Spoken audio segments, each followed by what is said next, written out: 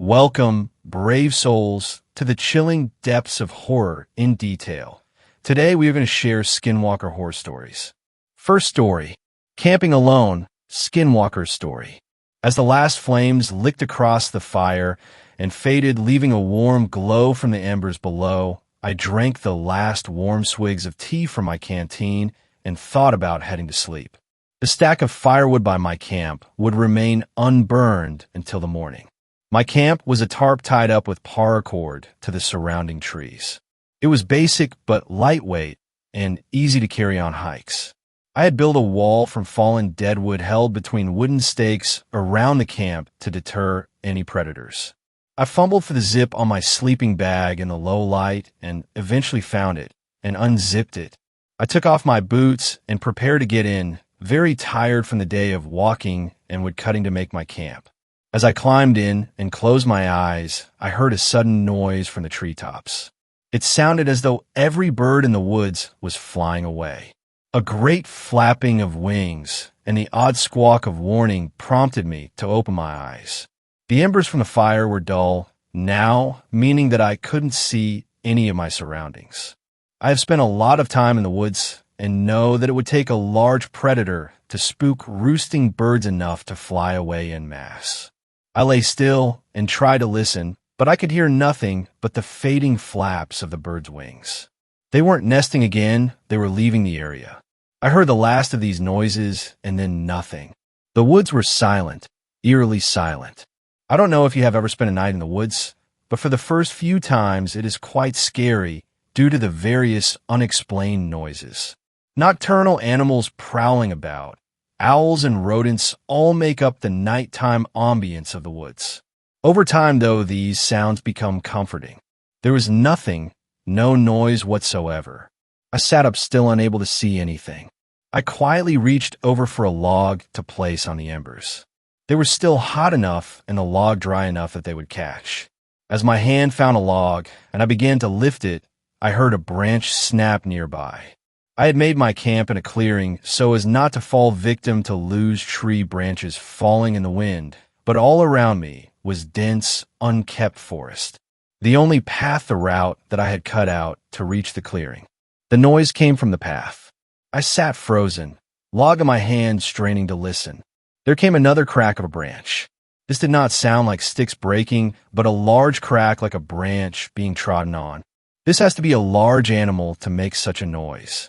I strained to see in the darkness, but the embers, while low still, inhibited my night vision. It was then that the smell hit me, an overpowering stench of decay. I gagged a little, trying to remain silent, not wanting to attract any attention to my camp. I then heard a shuffling. Whatever this creature was, it was taking the path I had cut. I heard it brushing against the leaves, overhanging the trail, the rustling of the low-lying leaves of the trees. Whatever it was, the creature was big, at least 7 feet judging by the height of even the lowest trees. I noticed my breathing becoming heavier and tried to force myself to take controlled, quiet breaths.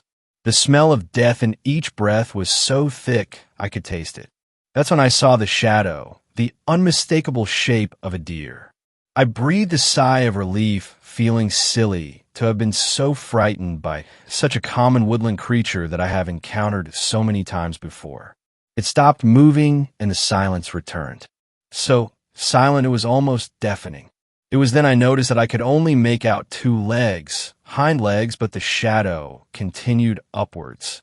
This deer was stood on its hind legs, its back stretched straight, its front legs and paws hung at its side. This was no deer. My mind suddenly went into overdrive. I consulted a mental image I had made of the area before the light had died, and it was surrounded by dense woodland. Impossible to run through at night without seriously injuring myself. The only way out was the path that the creature was stood on, still unmoving. I had not been hunting on this occasion and had not bought a gun with me. I was only camping for 2 days and so had enough food and drink with me. I had a large knife, but this thought did not fill me with much hope. I decided that I would scare it away with fire. I dropped the log I was holding into the pit of embers, pushing into them a little past the cooler embers at the top. I quickly placed several more around it and then hurriedly felt around the pitch-black floor for sticks. I found a few twigs and threw them on. One of the sticks caught, and a tiny flame shot up from the fire.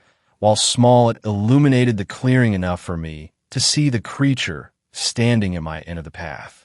I could not make out details, but I could see its shape and its antlered head, which was sniffing the air in my direction. The other twigs caught, and I saw it. It had the body of a deer, but its flesh hung from its bones. It looked as though it had been decomposing for a while, and yet here it was trying to get my scent. Its torso was upright, its broken ribs exposed through the rotting flesh of its chest. The head was the most disturbing. Much of its skull was showing, but its antlers had remained intact. Its head hung to its left side as if its neck was broken. Its eyes, or the space where its eyes had once been reflected a bright red in the light of the fire. It looked as though there was something inside it wearing it like a costume. It opened its jaw and head hanging to one side. It let out a scream. The noise was nothing like a deer, nothing like I have heard from any animal I have ever seen. I felt it all the way through me. A long undulating noise, high-pitched and shrill. My skin felt like ice, and I remember screaming run in my head. All care for the dangerous terrain surrounding me gone from my mind. I couldn't move. I was frozen, sitting in my camp, staring at the monstrosity before me. It took a step toward me when two of the logs caught fire, flames leaping up. The creature stopped and swung its head around to look at the fire, then back at me. It was at this point I thought I had a chance. The fire seemed to have scared it. I was wrong. It launched itself at me with amazing speed, probably only 20 feet away now. I finally found my ability to move and jumped up and sprinted in the other direction. I reached the tree lean, and without looking back, I jumped into it, holding my arms up in front of my face to shield my eyes from the many sticks and plants. I didn't make it far. I ran into a large branch and fell over. I wanted to look behind me, but I could not bring myself to. Instead, I scrabbled underneath the branch and started running again the other side. I hit 3 more branches in the darkness, and the last one hit me in the chest and winded me. I lay on the ground, trying to catch my breath, thankful that I could no longer taste the awful taste of rotten deer flesh. I tried a breath quietly, trying to listen for sound around me. The woods were still quiet, but I could hear periodic crashes of a large creature, presumably searching for me in the darkness. The crashes were off in the wrong direction, though, and seemed to be getting further away, not closer. I lay in this spot for what felt like eternity, but was probably about 2 to 3 hours judging by the light. I finally heard a little forest critter scurrying through the undergrowth, then another, then an owl hoot. It was clear that the predator had left the area. I didn't go back to my stuff. I stood up and headed straight for the nearest edge of the woods. I picked up a large branch as a weapon and slowly picked my way through the woods. I reached the exit at what looked like around 4 a.m. The sun started to rise again, but not yet visible. I walked over to my car. It was just as I'd left it. I opened the door, and as I did, a smell of rotten flesh suddenly hit me. I slammed the door, started the engine, and drove out of there. My wheels span on the forest floor as I revved the car too hard. I didn't care, I just wanted to be away. I glanced in my rear-view mirror, just as I was leaving the parking area, and saw it running across the middle of the car park behind me. Its running looked awkward, yet it was still so fast. I put my foot to the floor and didn't look back again. I don't go camping without my gun anymore, hunting or not. The creature has been following me since we first met deep in the woods, a memory that still haunts my dreams. Sometimes waking up in terror sweating, I could swear I can smell its putrid odor. I have been told that the creature is a skinwalker, a creature of Native American lore often thought of as a witch. They are known to disguise themselves as an animal in order to get close to the people that they wish to harm. In my case, the abomination manifested itself as a deer, although its disguise was poor. A rotten deer carcass walking on its hind legs, its neck broken and hanging to one side. In the 2 years since then, I have had 4 encounters with this creature, but this story is about this night. Each encounter has been when I am alone. The sight and smell of the creature has filled me with terror like I have never felt before. I live alone in a cottage near a woodland. The trees border my property, and there is a small wire fence separating me from the woods. I glance at the clock, 2:34 a.m. It is around this time I feel the most alone and vulnerable. About this time it usually shows up. I open the window to see if I could see through the rain.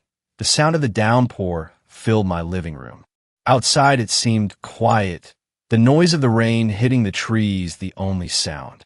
It was then I saw the shadow. It stood still in the tree line, the only object not swaying in the wind. My stomach dropped, my heart beating faster. The familiar terror was creeping back into me. I slowly and quietly closed the window and locked it. I then circled my house, checking that all of the doors and windows were locked up tight. I loaded my pistol and took off the safety. I have read that guns cannot hurt a skinwalker, and I have never been able to get a shot off at it before, but it made me feel somewhat safer anyway. I turned off the lights and looked back through the window. The shadow was gone. I looked around frantically for any signs of movement within the trees. It was then that a loud, slow, rhythmic banging on the back door started. The knocks were heavy, rattling the door on its hinges. I let out a small yelp, unable to keep it in. I ducked down below the windows and crawled on all fours to the back door. The banging seemed louder. Each knock jarred my mind a little further. I took aim at the door and pulled back the hammer. A pain spread through my chest, and I realized that I had been holding my breath. I took in a large breath and choked on the putrid smell of rotten deer flesh. An all too familiar smell now. I gagged, and as I did, so the banging stopped. The cottage seemed deathly quiet. The rain had stopped abruptly, further emphasizing the silence. There was a loud noise outside the kitchen window. I turned to look and carefully stood up and peeked out of the window. A couple of smashed roof tiles lay on the ground. It was on the roof. The fear was too much. I expected it to get easier each time, but in actuality, each encounter the terror got worse and worse. I started sobbing quietly. I thought about this thing following me for the rest of my life. The thought was unbearable. I heard a window pane break upstairs. It was inside. I heard its heavy footsteps through the ceiling. It was searching through the rooms upstairs. It wouldn't be long now before it found me curled up on the kitchen floor, sobbing to myself. I looked at the loaded gun. The stairs creaked. It was heading downstairs. The handle of the door leading from the stairs turned. I raised my pistol. The door flew open, and there it stood, its smell enveloping me. It was wearing the same deer. For 2 years, the same animal in the same state of decay. Walking on its hind legs, its front legs hanging at its side, its head hanging to its left side. The sockets where its eyes were glowed red. The first time I believed it to be a reflection from my campfire, but every time its eyes had the same dull, red glow. I meant to fire 5 of my 6 shots at the creature, saving the last for myself, but in fright I squeezed the trigger once too many. 4 of the shots hit their target. The others were wide, hitting the wall and the door. The sound of the shots were deafening in the small room. The smell of cordite faint behind the smell of the creature. It didn't even flinch. The bullets hit their mark. I could see the flesh wounds, heard the dull sound of the bullets impacting flesh. It looked at me for a moment and let out its familiar scream, high-pitched and undulating at the same time. My blood felt like ice. I made a desperate sprint for the garage door. I flung it open and stepped into the dark garage, slamming the door behind me. I leaned with my back against the door as the creature struck it. The force was so great, I fell to the floor. I leapt back up and tuned the key in the lock. It began hammering the door with such force, I was sure that the door would break from its hinges. I looked around, my eyes darting from object to object. I saw a gas can and a blowtorch. I decided to burn it, try to end this once and for all. I pressed the button on my remote to open the garage door, flung open the car door, and inserted the key into the ignition and turned it. The car sprang to life. I reached for the gas can and fumbled with the screw top, my arms shaking and my fingers not obeying my commands. I poured a pool of gasoline by the door. I picked up the blowtorch and clicked the button. The blue flame seemed so bright in the darkness. I tossed it into the pool of petrol, and it ignited just as the door was forced from its hinges. I leapt into the car and, without even shutting the door, put it in drive and slammed my foot to the floor. In my mirror, I saw the creature stood in the doorway. The remaining fur on its rotten body was alight. It seemed not to be concerned about the flames leaping up its body. I hoped with all my heart that it would burn to death in my house. As I drove down the drive, I kept glancing in the mirror, watching as my house and all of my belongings went up in flames. I lost sight of the creature, but my whole being was praying that it was dead and I wouldn't have to live like this anymore. Later that morning, I stood on the steps of my house, the flames extinguished. I explained what had happened to the fire service, but they looked at me with disbelief. As a courtesy, they checked for animal prints around the house, but found no signs that the creature had been there at all. The insurance company would not pay out as it was concluded that I started the fire. I am now staying in a hotel far into the city and away from Woodlands. I still do not know if it perished in that fire, although no body was found. I still cannot rest. I still check the windows. I'm not sure how much longer I can live like this, how long I can carry on living in fear. No one will believe my story, and I have been forced to attend counseling due to me burning down my own house. I'll try to write up my other encounters soon, but it takes a lot out of me to put this on paper. Although each time it is read, I do feel slightly better. Even if it is not believed, at least I don't just have to keep it to myself. Second story, my friend Skinwalker's story. Back in college, a buddy and I were hanging out in our dorm room, smoking some weed and chilling. We get on the topic of creepypastas and stuff, and I mentioned that I've heard some really creepy Skinwalker stories. My buddy gets really quiet out of nowhere. I saw one once, up close and personal. That shit is real, bro. Of course, I asked him to tell me more. He said he didn't like talking about it, but eventually he opened up. So his story took place back in the summer before he left for college. Him and his high school friend group had planned a big last hurrah camping trip.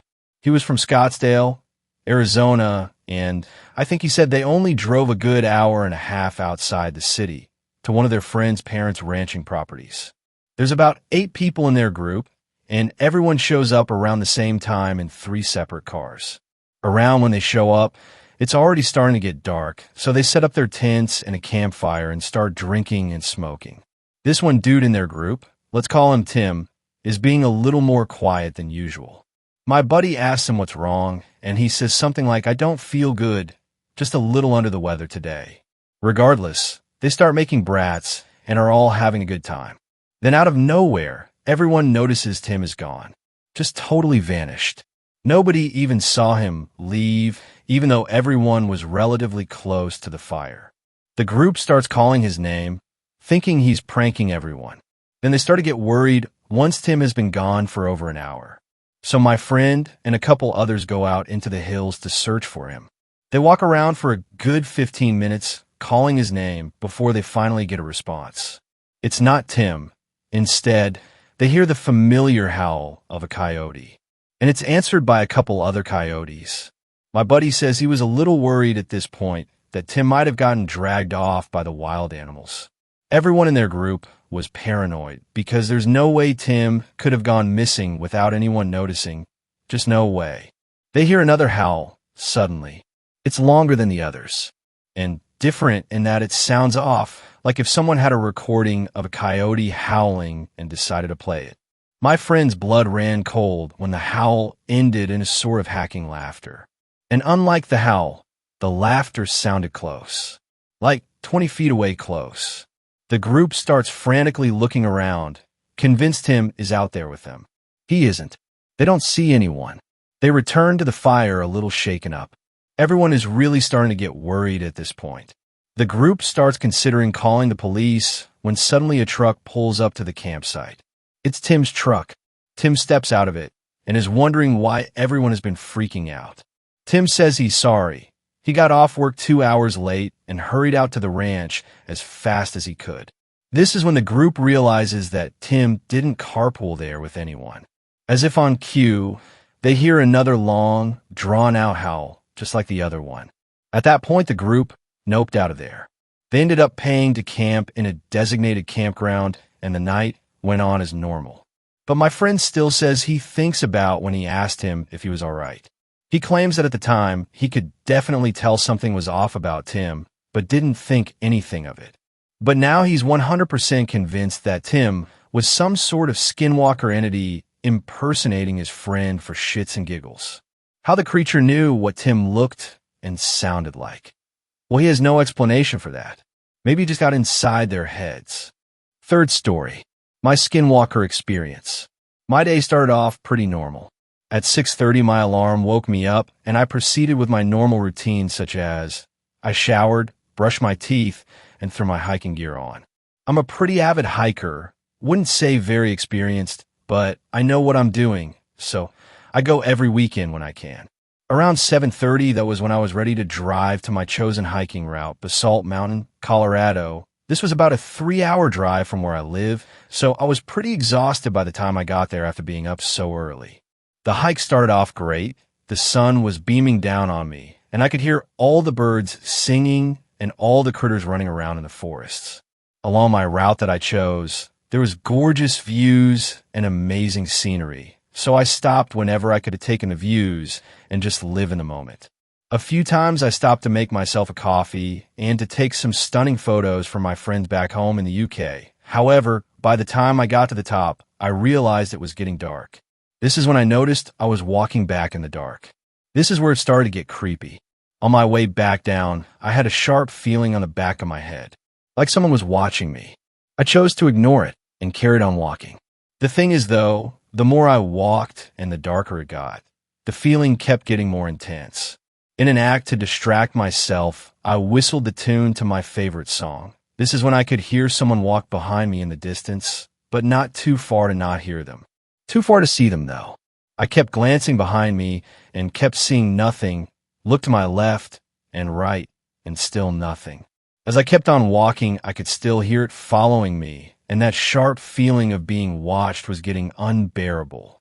About 40 minutes has passed since setting off back down, and I didn't notice whatever was following has been slowly getting closer. I realized this when I looked behind me, about the 100th time, and this time I saw a deer. This wasn't a normal deer either. This deer looked like if it was dead, but somehow still alive. It had red, glowing eyes locked right onto me, its skin all patchy, and some of it hanging off too. Bones were sticking out off its limbs and chest, blood also dripping from its mouth. It just wasn't natural. By the time it sunk into what I was looking at, it started walking to me at a fast pace. That ain't normal either, I thought. Then it hit me. I'm gonna die if I don't run. I flung my body around and started sprinting for my life with every ounce of energy I had. That's when I heard it. That shrill scream from behind. Sounded half human, half coyote. The human half sounded like a death scream. It sent chills down my spine and my shit into my pants. Footsteps were getting faster and closer behind me, but I kept on pushing. My legs were burning and my lungs screaming. I wanted to quit. That's when it was close enough, I could hear it grunting. I was shitting myself. After running for what felt like an eternity later, I built up the courage to look over my shoulder. This was a mistake. What I saw was no longer a deer. While I was looking, it was roughly 7 foot tall. It had abnormally long limbs, and it was insanely skinny with barely any muscle on its frame. What skin it had was gray and hanging from its limbs and torso, just like the deer. Some of it was human skin, some of it was animal skin. From what I could make out, the animal skin could have been from a deer or even a coyote. What creeped me out the most was its face. Well, lack of. 2 hollow and black pits replaced the eyes, and it had a gaping mouth with bloody razor-sharp teeth. Panic truly set in. Then I heard the scream again. At the same time, it swiftly swung its dangly arm at me, which had pointy, sharp, long fingers attached at the end of it. Ducking out the way of its arm, it managed to tear a chunk of flesh from my right shoulder. Blinding with pain, I tripped and fell down an embankment, rolling down, and I missed a few trees but smashed into one of them. Winded, I feebly tried getting up, but to no avail. This was useless. My ankle was severely sprained, and I had no strength to get myself up off the ground. In a desperate attempt, I dragged myself into a bush so it couldn't see me. It was pitch black at this point. Rummaging around in my backpack like a madman, I clung onto my knife. Laying there in agonizing pain and wheezing, I could hear it grunting, walking around looking for me. I was shaking uncontrollably. I thought I was going to die. After laying in the bush for what felt like hours, listening to it patrol the area around me and grunting, I had a moment of stupidity. Looking out of the bush, I no longer saw the 7-foot figure. I saw the silhouette of a deer feet away from me. With every ounce of courage and energy I had, I leapt out of the bush, throwing my body and my knife at the deer. Driving my knife into its skull, I could hear the crunching of the bone and the squelching of flesh, and a viscous liquid cover my hand. At the same time, an inhuman scream, similar to the screams before that, came from the deer. The deer fell limp, and so did my body next to it. Hoping I killed it, and it's not going to kill me, I passed out from exhaustion. Waking up hours later with the sun beaming down on my face with its warm rays, I realized I was still alive. However, the deer must be as well. Getting up and looking around, there was no sight of the deer nor my knife, just a blood trail going back to where I was running from. Then I heard the same scream again from the same direction. Panic rushing my body again, I sprinted down the trail, still hearing the same scream over and over, getting closer and getting back to my car, throwing myself into it, and sped to the closest hospital. That's the day I truly believe skinwalkers are real, and I managed to survive. Somehow. Fourth story.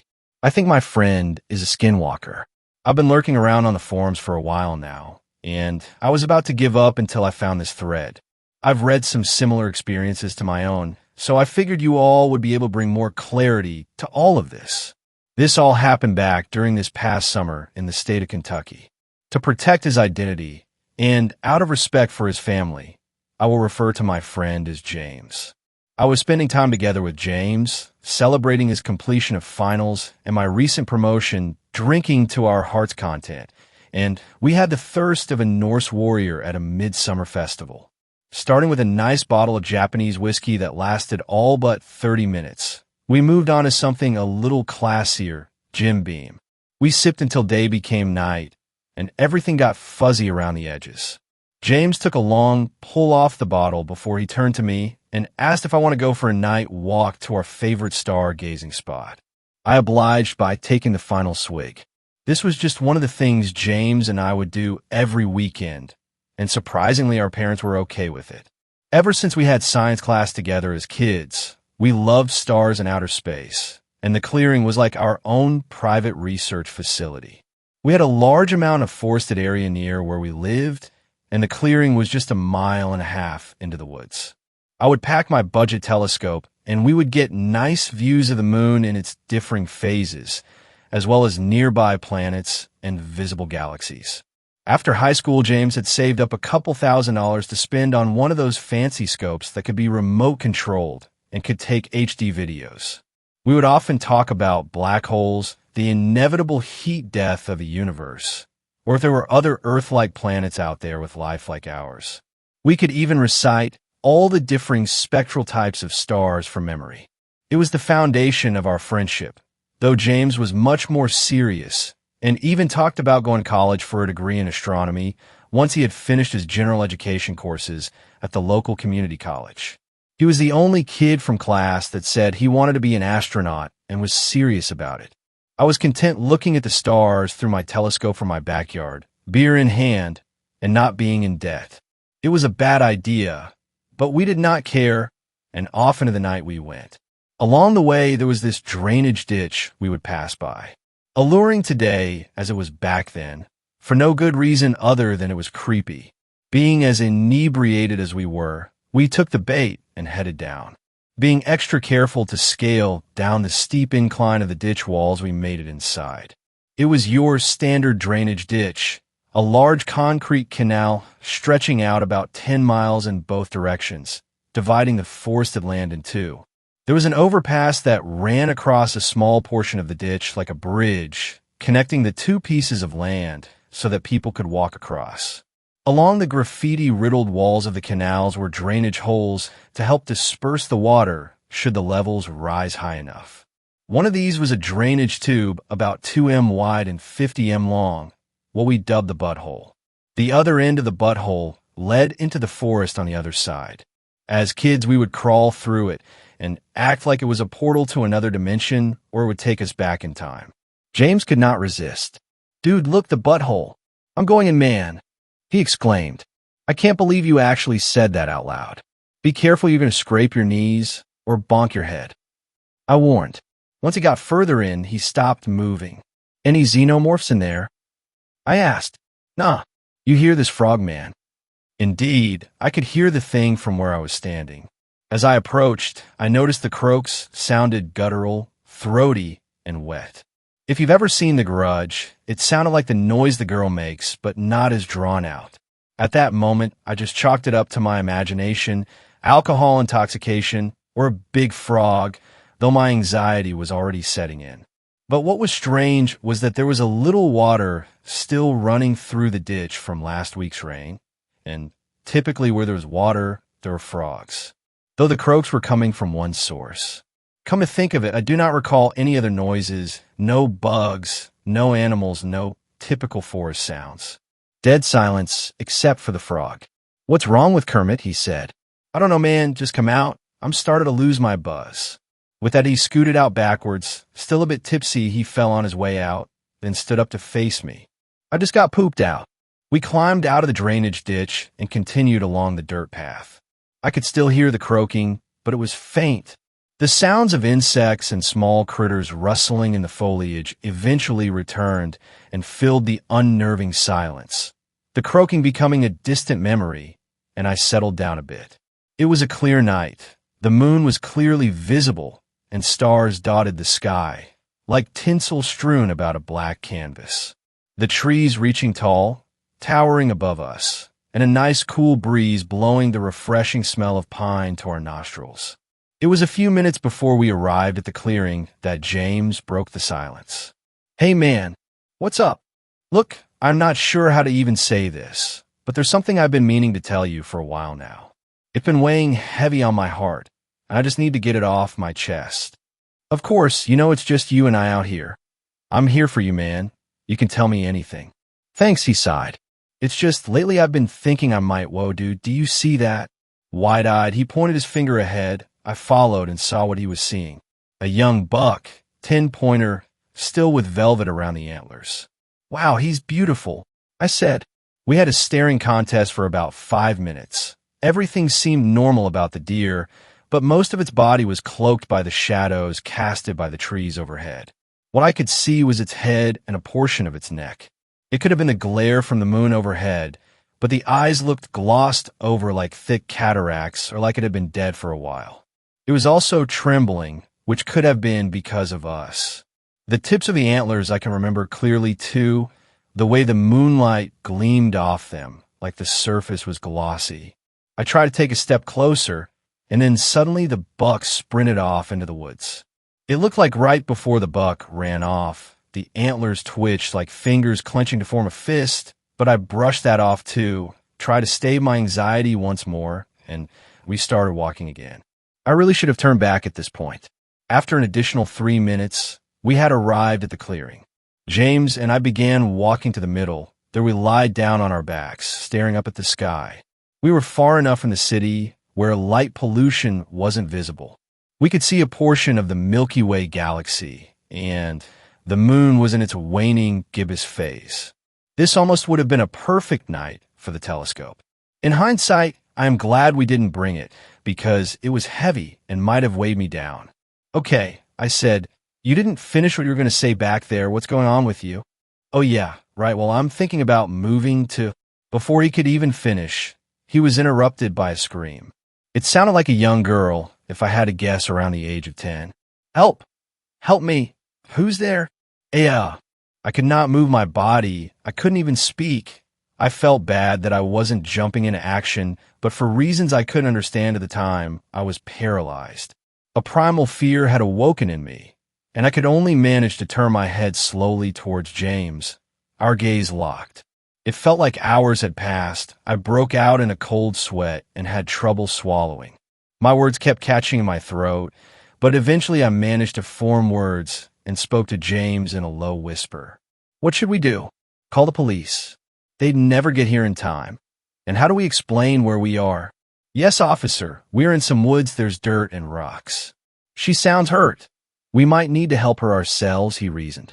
James was the first to get up. Once he did, he extended his hand out to me and hoisted me up. The direction of the scream had come from our right, a little way past the tree line. We waited a while longer to see if the girl would call out again. "I think we should head over there, call out to her. She might be lost or hurt, man," James said. "I don't know. Something doesn't feel right.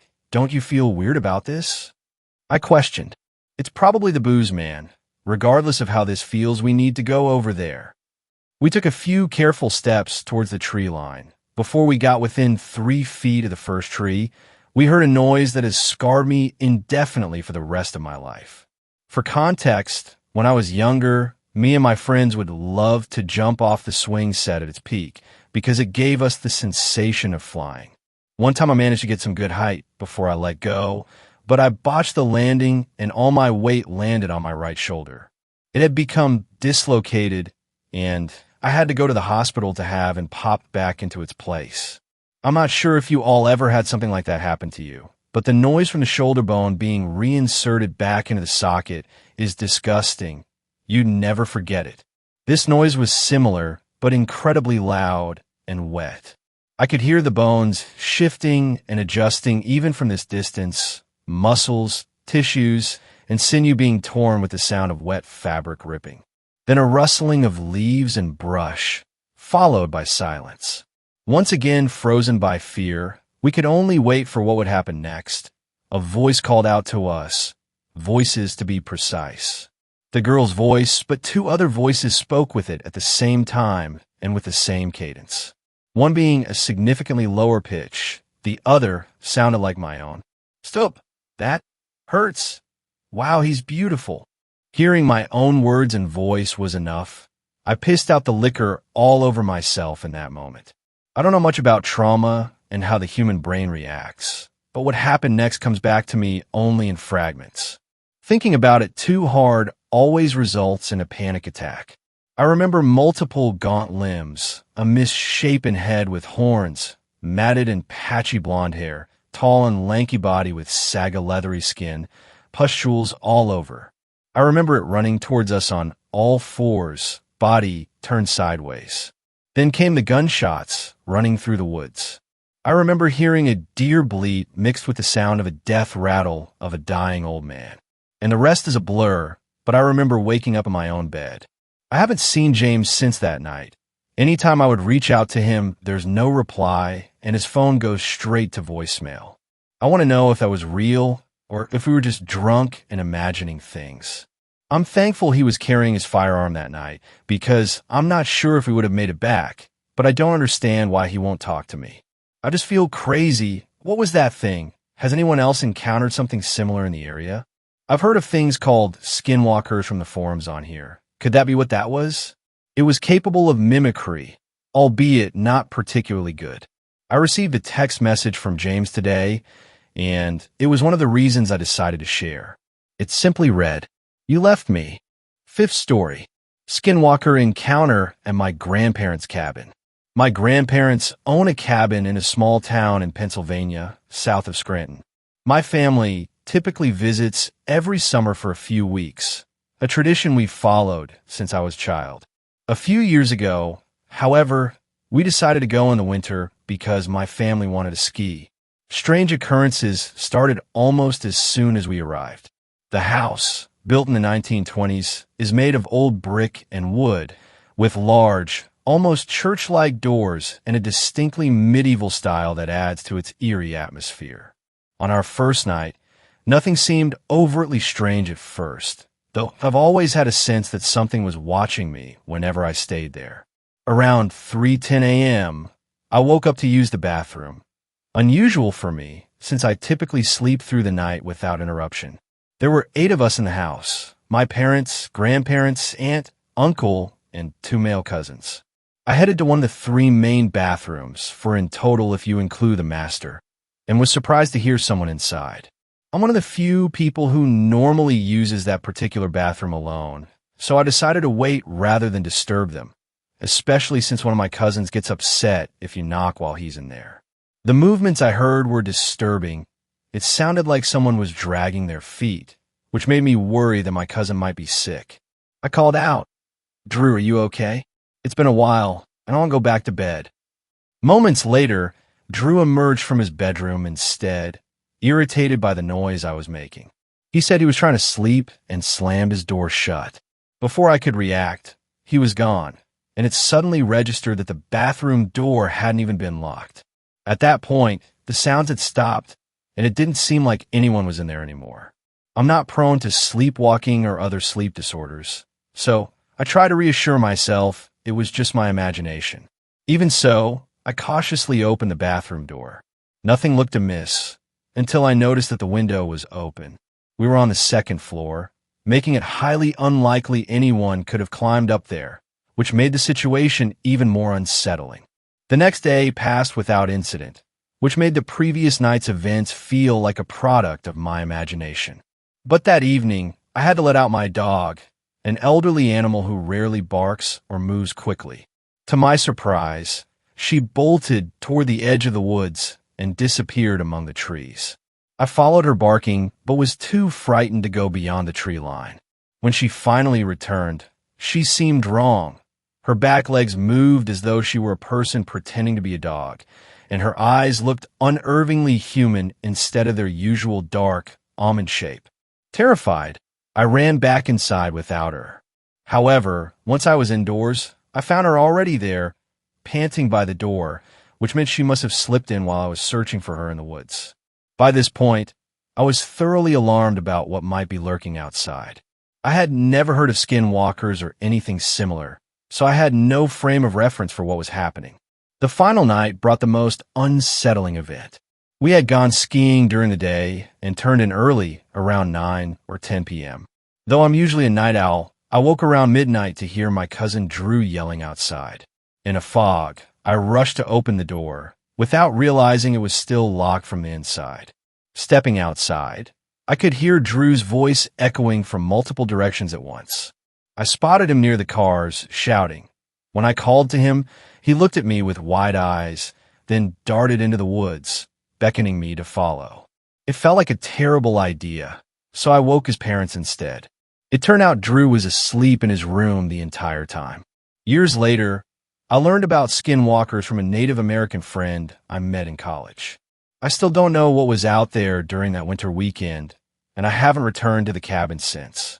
6th story. There's a skinwalker lurking in the Jemez Mountains of New Mexico. I am a former resident of Albuquerque, New Mexico. I love it here. We have jaw-dropping sunsets along with our world-famous question, red or green. But there was one specific occurrence that makes me sick to my stomach that happened to have taken place only 2 hours from my humble city. It was early 2015. My father, my sister, and I all decided to go camping in the Jemez Mountains one last time before school started. We own a camper, and we use it every time we go camping. So we hit the road in the early afternoon, and we arrived at the campsite in the late afternoon. We have a great spot that is about a quarter mile off from the campgrounds. There's at least 1 or 2 people camping within a mile radius from our spot, so it's always nice and quiet. For some context, our spot is cornered by 2 semi-hills, and then there's a trail that leads to the main road. Father has told me that cattle and wildlife pass along that dense trail at night. Just another pro to camping in the Jemez. The sun started to set, so we made a campfire just behind the trail. After about 4 s'mores, me and my sister decide to hit the hay. My dad, being a firefighter, knows that you should never leave a campfire unattended, so he decides to stay out just a little bit longer before putting it out. It's around 9 p.m., and I'm falling asleep, until suddenly I heard my father scream from outside. I was then relieved when he chuckled and started to curse. He then came inside and told us what all the commotion was about. He said while he was watching the fire, he felt breathing on his neck. He almost pissed himself, he said. He thought there was a bear behind him. He then slowly looked behind him only to see a moose. He cursed and laughed because a damn moose made him scream. We all started laughing and pushed the event aside. I woke up about an hour later to the bright glow of flames. Oh shit, Father didn't put out the fire, I thought to myself. I opened the blinds only to see two bright as hell eyes peering from the trail. They looked like a dog's eyes when you shine a flashlight on them, but only 10x brighter. I let out a curse and fell back to sleep. It was too late for that shit. I woke up the next day to the smell of bacon and eggs. I was still wondering about what my father said the night before. Something just seemed really off about it. Then I realized what was so off about what my father said. It hit me like a brick. I spoke with a stuttered dad. Moose don't live in New Mexico. He looked at me with a confused look, and then his face went stone cold. Tell your sister we're leaving in an hour. Pack all of your stuff up. We left about 45 minutes later. I knew my dad is a skeptic. He believes in the everything is connected kind of spirituality. Whenever we talk about ghosts or scary stories, he always says something along the lines of someone could have easily made that up. But the way he reacted to his realization of seeing a moose in New Mexico validated that he wasn't looking for a logical explanation. He wanted to get the hell out of there to protect us. I couldn't relate this experience to other scary stories until I heard of the so-called skinwalkers. I can confirm that what my dad saw that night was a skinwalker. It checked out in every category of what they look like and how they behave. The eyes of a skinwalker are brighter than LED lights. They can take the form of coyote, deer, sheep, human, you name it. Now, of course, the logical explanation was that he saw an elk, not a moose. But when I pushed my dad to tell about what he saw, he swears to God that he saw a moose, because moose have elongated snouts that most elks lack. I needed to get this weight off of my chest. So, if anybody can relate or develop a logical explanation for what me and my father saw, I am open to what you guys have to offer. And yes, we have gone back almost 7 times for the past 2 years, and we never saw it again. 7th story. My skinwalker story. Arizona. Okay, so to start out, I live in Mesa, Arizona, which is basically Phoenix, Arizona, because the main cities of Arizona spread out into many sites with no border in between. Mesa is what I would call the suburbs of Phoenix. I changed my name, of course. I live in an apartment complex I would describe as close to the ghetto, but still nice. I live in a bedroom, 1-bathroom apartment inn with my girlfriend. Arizona is a state full of ancient Native American history. I live next to a Hohokam Canal, as do many Arizonians. The whole place used to be cities of ancient Native Americans. The point is I'm in the area for what I believe to be a skinwalker. I'll get to my story. Yesterday, I was drinking, one of the things I picked up during the COVID-19 quarantine, or what's enforced here. And I decided to smoke a bowl on my apartment patio, which I don't usually do, mind you. I just finished loading up my pipe and taking the first hit when I hear a voice somewhere nearby. Amanda, open the door, please. It was a young, probably in the 20s girl's voice talking, and it sounded calm and teasing. It continued on as I tried to ignore it smoking my last bud. After about 4 times of it repeating itself, my curiosity caused me to look for the source. I saw in an apartment building facing across from me movement. I saw a dog standing on its hind legs, leaning on a door, tapping. At first I shrugged, of course. Then I hear the voice again. It sounded exactly the same as last time. Exactly the same, as if you record their voice in that sentence and replayed it once again. There wasn't any other sound or movement in the complex. I watched the thing knock on Amanda's door for like 30 seconds in what I would call a state of shock and curiosity. Then it stopped and didn't move for another 20 seconds, until the dog thing stood all the way up away from the doorway on its hind legs and turned to face me. It made eye contact with me, which is weird because we were at least 50 yards away. I'm on the 3rd floor, it's on the 2nd, but I felt it looking at me. I held its eye contact. I was so scared, I felt like I should run. Then it got on all fours and headed down the stairs slowly. At the bottom, it started slowly walking over to me. I was on all fours now, about to go inside or scream, I don't know. But I had to know what this thing was going to do. It walked close to my balcony. Yes, it was a dog, a brownish yellow, dirty-looking thing with big eyes that were 100% attentive to mine. It didn't seem natural, to be honest, but nothing looked wrong at a glance, except that it was staring into my eyes and wouldn't stop. I ran inside as it reached the bottom of my stairs and locked my doors. Soon I heard clawing at my door, doggy clawing. Next I heard the door handle jiggle, then it started on my porch door. I, of course, never answered. Instead, I hid behind my kitchen counter with a knife. After about 30 minutes it left. I stayed up all night, but I didn't see it again, and I didn't go out again. I'm hoping it doesn't come back. I haven't gone outside at night again. I'm burning sage and trying to be careful as I can. 8th story. Skinwalkers of the UK. Background. I am a 23-year-old, 5'9" male from Manchester in the UK. I just recently moved from the south of Manchester to a town in the north. For anonymity's sake, I'm changing names for the tale of our encounter. I'll call myself Ben, my brother Joe, and my friend Alex. The house I live in now is an old Victorian-style terraced house with a small back garden and a large open field behind that leading off into a big nature reserve. So this happened yesterday, and I'm still coming to terms with it, though we're entirely sure what we saw. I need to put this out there. My friend and I moved in together in this new house with a field on the back, and for night one we heard noises coming from the back gardens, sensor lights lighting up for neighbors' gardens, fences rattling, bins knocking over. We chalked it up as being foxes looking for an easy meal or cats on a late-night hunt, since it was a huge wooded area leading into back gardens where people keep their bins, so we thought nothing of it. My bedroom overlooks the back garden, and I can see over the field and onto the tree line for the forest. One night the other week was a pretty hot night, so I left my bedroom windows open to let some breeze in and cool me down. The sun went down, and I heard the usual cat activity. Fighting, hissing, and fences rattling when they jump up to go where they want to go. About 3 hours into a YouTube marathon, I noticed it was dead silent outside. Not your usual quiet, I mean dead silent, as though I didn't have my windows open at all. That was until dogs started barking.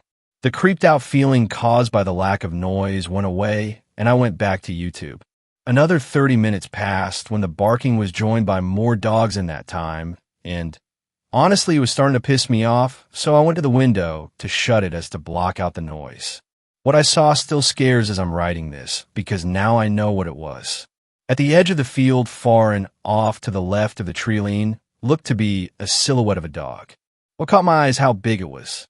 It must have been 5 feet tall, and considering I'm 5'9", I was understandably intrigued. At first it didn't move, but as I watched, a light came on in the garden adjacent to it, and it stood up on its back legs. Awestruck, this thing now stood at about 9 feet tall. I still couldn't see it properly due to the distance we were apart, but this thing shot off into the wood like a rocket, way too fast for anything of that size to move. I stayed at the window, dogs still barking, driving me nuts until I decided I was being stupid. I couldn't see it properly, and I was tired and my eyes were strained for watching videos, so I just shrugged it off as myself being tired and my eyes playing tricks on me. I went to bed that night after watching more videos to lull me to sleep.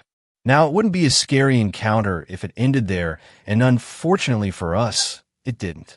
I, for one, wish it had. Fast forward 2 weeks, and my brother Joe came up from my parents' house for the weekend. He's 15, and we both love the outdoors.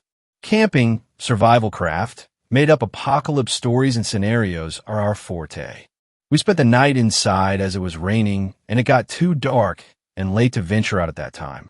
We got a pizza and played some Xbox and went to sleep. Yesterday we got up and got our shit together for the trip, said bye to my friend Alex, and set out on the road to the entrance of the forest. It didn't take us long to find a decent spot to set up, only about 2 hours walk. Joe gathered firewood while I set up the tents and got food ready. Everything was going well, and we were having fun seeing who could flick pebbles the furthest. It's about 9 p.m., and we both decide it's time to get some sleep, so we zip up the tents and fall asleep. Later in the night, I'm woken up by Joe unzipping my tent quietly and stepping inside, trying to be quiet. He kept his gaze outside and looked spooked. I sat up and asked, "What's wrong?" Lifting a finger to his mouth and crouching down, he whispered, "There's someone out there." Only now did I notice he had his knife in his hand. I asked what happened, and he only said, "Went for a pee and heard sticks snapping." Just then I heard what he meant. It sounded like it was coming from behind his tent. He was breathing heavy and was looking at me wide-eyed. I motioned for him to stay quiet, and I grabbed my knife too. We listened for what seemed like hours when we heard it move off into the woods in front of our sight. This brought a sense of ease until we heard a whispered voice call from outside the site. "Joe. Joe, look at this tree." It sounded like me. Exactly like me. We froze staring at each other, trying to make heads or tails of what we were hearing. I remembered I shouted that earlier that day because this tree I saw was wonky and weird looking, and I knew Joe would get a kick out of it. It started again, "Joe, this tree." It sounded angrier now. It went silent. We stayed there petrified until I mustered up enough courage to look between the gap in the zippers. At the edge of the site, lit dimly by our now dying fire, I saw a huge dog-like thing with thick fur, red human-shaped eyes, a short snout, and huge muscly legs, staring the way a stray dog looks at someone eating a chicken leg, hungrily in my brother's tent. I move away from the hole, reluctantly, not wanting to take my eye off this thing, but needing to know if it was just me seeing this thing too. I motioned for him to have a look with my hand on his shoulder, ready to pull him away if anything happens. He was shaking like a leaf at this point, and so was I, but I still needed to stay strong and keep him calm as a good older brother should. We hear quiet, then it walked around the site again, every so often stopping and repeating, "Joe, this tree, and look at this tree." We waited until we couldn't hear anything before we talked again. "What was that, Ben?" "I have no idea, but I think we should stay awake." We whispered to each other. It was daylight before we even looked outside again. It was long since gone. We cautiously stepped out, knives in hand, and me first. Staring at where the thing was stood, there were no tracks, no marks. Only a few broken sticks and twigs.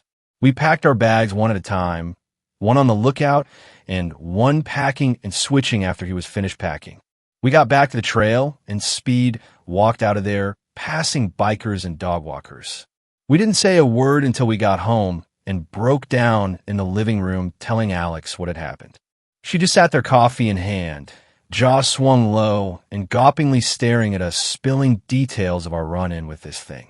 When we were done, she looked us straight, glancing between us, and said one word: "Skinwalker." Needless to say, now I know I'll be staying in my parents' house for a while with my brothers and finding a new place to live in the city. 9th story.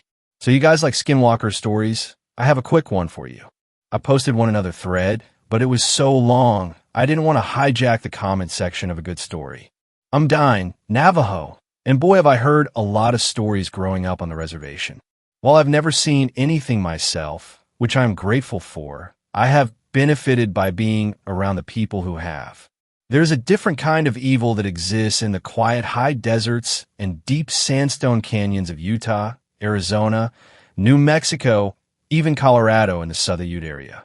I can only describe it as an ancient evil. Now, there are helpful ceremonies, rituals, and traditions that are still practiced to this day. Hell, even a local hospital has an on-duty medicine man. But it seems to be a double-edged sword. What I mean is there's also black magic, which most dime will not even acknowledge or speak of. We are very superstitious and are heavy with taboos. You will find this with most First Nation people. From Alaska to Argentina, it's just something you don't do in fear that it will get the attention of unwanted spirits or harmful beings. Skinwalkers or Naldlushii are just a few stories that kept me up at night with the covers over my head. Here's a quick one for you guys.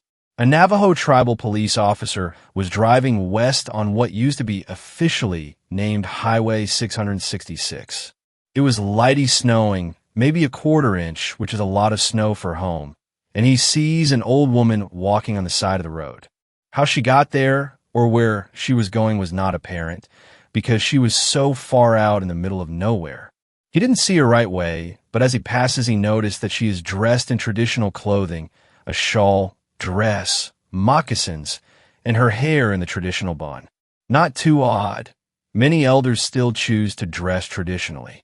But why was she out in such cold weather this late at night? Hitchhiking. Maybe he passed her too quickly and now has to turn around. And as he makes a U-turn, he notices she is nowhere to be seen. This is fairly flat terrain, and he for sure seen an old woman walking. He pulls the squad car over and steps out with his flashlight. Confused, he manages to find the woman's footprints in the shallow snow. He follows the footprints until they suddenly turn into what look like dog footprints leading away from the road in a hurry. He immediately jumps back into the squad car and meets up with another officer near his patrol. He is a little shaken up, but asks the other officer if he has ever seen anything like that. The officer tells him that he has. He also explains that sometimes it's an old woman, sometimes a very beautiful young girl, but always on that road and always in the snow, waiting for the right Good Samaritan to let her into their car. I still get nervous driving those wide, open spaces at night. I keep my eyes strictly on the road and turn my music up high. I rarely pick up hitchhikers, but I never pick them up at night. 10th story. I think I met a skinwalker. Growing up in Arizona, I could say I was raised in a melting pot. Yeah, I know, pun intended. It's hot out here, but honestly, I met a lot of cool kids, including some of the Navajo children. They weren't any different than me. They just have separate cultural norms than my family. During class earlier this week, one of my friends joked around about something called a skinwalker. Immediately, the Navajo children shot a pissed and worrisome look to him. I decided to confront him. Hey dude, it looks like you really upset them. So what? It's not my fault they're afraid of skinwalkers, he yelped, putting special volume and enunciation on the last words. As silly as it is, I didn't even know what that was. So I asked him, and he responded, but I love to piss those kids off. Later in gym class, I walked to the bleachers from the track to the kids. Hey fellas, I'm sorry for my friend. He can be a real jerk sometimes. They told me not to worry about it. You know, guys, you don't have to, but can you guys tell me what Skinwalker is? I've never even heard of it till this day. One of the kids started looking around cautiously, and I felt like he was about to tell me, but he hesitated as a grasshopper bounced off his foot. You know, I think you're better off not knowing, and even more better off not saying their name. Feeling defeated, I walked home to my family's ranch. I noticed as I was about on the porch, there was a couple coyotes nearby. They've always been a big problem in this area. They bother my family's livestock, and a donkey can only kill so many. Normally I could scare them off by tossing a rock or something, but when I did, they remained still. I walked inside and told my dad about the coyotes, and he loaded up his shotgun. Dad wasn't much a hunter, but he had no sympathy for invasive coyotes and rattlesnakes. He kept a single-shot 12-gauge by the door in the event one of the two made their way on the property. Dad walked out and peppered the ground near one. All of them scattered but one. He got into a stare down with my dad and wasn't bucking under the threat of being pumped full of shell. I saw Dad pop in another shell, and he fired again, striking the coyote and laying it down. He hollered at me that he was going to drag the body off the property and would be back shortly. That evening, he came in limping, not like in a pain limp, but in an awkward one that seemed unlike anything I'd seen before. Dad, what happened? Did you twist an ankle? No, son. Fell carrying carcass. Be okay. Great, he had been drinking again. I bet that's took him so long. Probably hit the bottle in the barn once he hauled the coyote away. Lord knows this wasn't the first time that's happened. I figured while he was drunk, I could ask him about skinwalkers. Dad was pretty superstitious, which makes sense why he wouldn't try to scare me with ghost stories. Dad, someone at school said something about skinwalkers, and I've never heard of such a thing. Do you know anything about that? He instantly sobered up. Well, listen here, boy. Skinwalkers are magnificent witches who can transform themselves into animals. Most of the kids at your school wouldn't dare speak of them because they fear them. But that's all fake, right? Dad chuckled. No, you never know when one is near. Could be any animal. Some of the ones could be insects, people. They are masters of disguise. He stood up and hobbled out the door. Don't stick your nose where it doesn't belong, and mind who your company is. He then walked back out the barn. Later that night, he walked in and took his boots off. Hey, Dad. I'm sorry for bringing up skinwalkers. I know you've worked hard all day and don't have time to answer questions. Son, what are you talking about? Did you fall asleep? I hauled the coyote off and loaded it on the trailer to take for a proper burial. I just pulled in. Thanks a lot for watching the video. Till the end, subscribe to Horror in Detail for more videos. Drop your suggestions in comment section.